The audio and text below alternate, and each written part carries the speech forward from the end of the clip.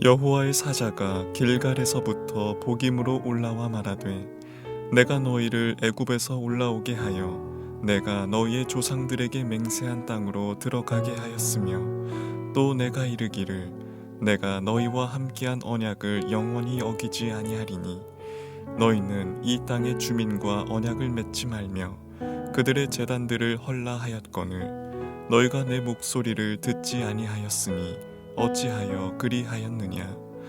그러므로 내가 또 말하기를 내가 그들을 너희 앞에서 쫓아내지 아니하리니 그들이 너희 옆구리에 가시가 될 것이며 그들의 신들이 너희에게 올무가 되리라 하였노라.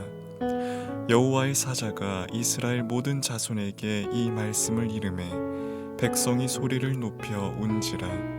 그러므로 그곳을 이름하여 복임이라 하고 그들이 거기서 여호와께 제사를 드렸더라. 전에 여호수아가 백성을 보내매 이스라엘 자손이 각기 그들의 기업으로 가서 땅을 차지하였고 백성이 여호수아가 사는 날 동안에 여호수아 뒤에 생존한 장로들 곧 여호와께서 이스라엘을 위하여 행하신 모든 큰 일을 본 자들이 사는 날 동안에 여호와를 섬겼더라. 여호와의 종 눈의 아들 여호수아가 110세에 죽음에 무리가 그의 기업의 경내 에브라임 산지 가하스산 북쪽 딥낫 헤레스에 장사하였고 그 세대의 사람도 다 그 조상들에게로 돌아갔고 그 후에 일어난 다른 세대는 여호와를 알지 못하며 여호와께서 이스라엘을 위하여 행하신 일도 알지 못하였더라. 8월 6일 금요 새벽 큐티 시간입니다. 이 시간에는 하나님을 알지 못한 다른 세대에 대해서 살펴보겠습니다. 누군가는 오늘 본문을 성경에서 가장 슬픈 장면이라고 말을 합니다. 7절을 보면 백성이 여호수아가 사는 날 동안과 여호수아 뒤에 생존한 장로들 곧 여호와께서 이스라엘 위하여 행하신 모든 큰 일을 본 자들이 사는 날 동안에 여호와를 섬겼더라고 했습니다. 여호수아는 모세 다음 가는 위대한 지도자입니다. 여호수아는 110세에 세상을 떠나게 됐는데 여호수아가 죽은 다음에도 여호수아와 함께했던 장로들이 생존했을 때는 이스라엘 백성들이 하나님을 섬길 수 있었습니다. 왜냐하면 장로들은 하나님께서 이스라엘을 위해 행하신 모든 큰 일을 경험했기 때문입니다. 하나님이 행하신 큰 일이 무엇입니까? 출애굽과 가나안 정복 과정에서 이스라엘 백성들에게 행하신 수많은 기적들을 말합니다. 그러니까 그들은 하나님을 떠날 수 없었습니다.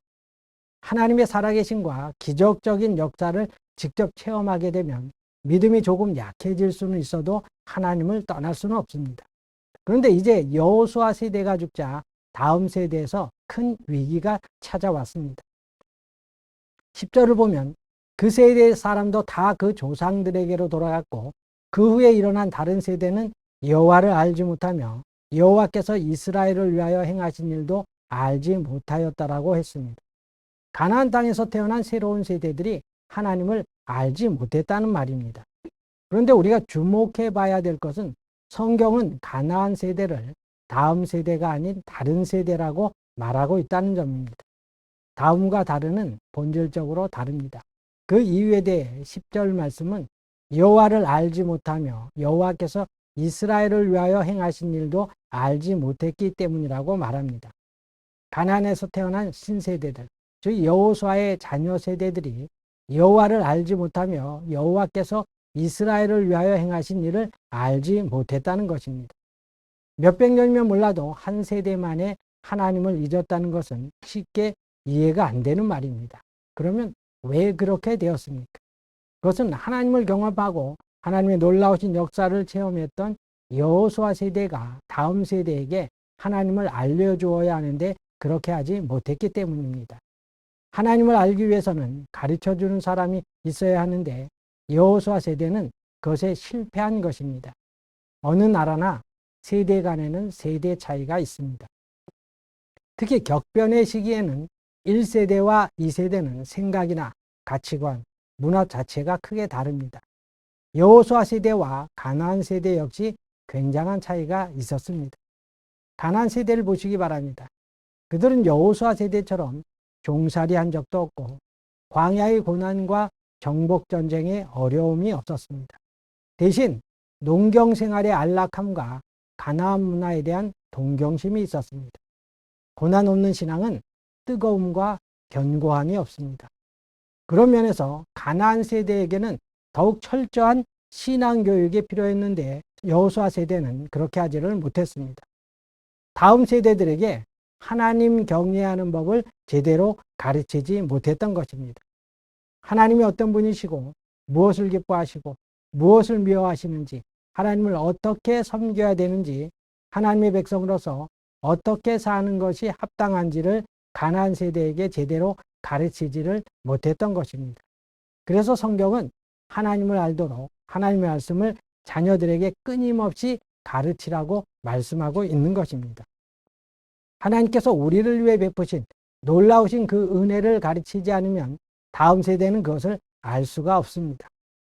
가슴 깊이 하나님과 자녀들이 하나가 되도록 가르쳐야 하는 것입니다.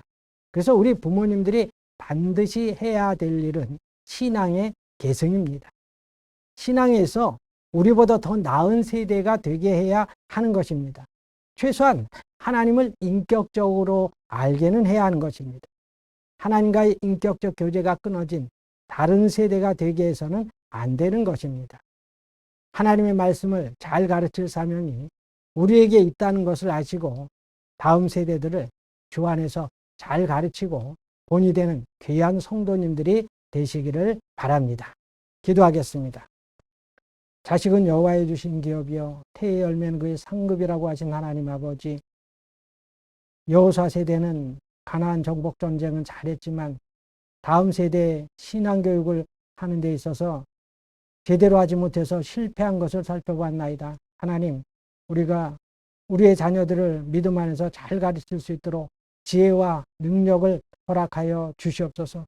믿음의 자녀들로 우리가 만들게 하여 주시옵고 늘 주 안에서 우리의 자녀들이 믿음 안에서 굳게 설 수 있도록 늘 우리의 자녀들을 가르치는데 조금도 소홀함이 없도록 하나님 우리를 인도하여 주시옵소서. 모든 말씀 예수님의 이름으로 기도드리옵나이다. 아멘.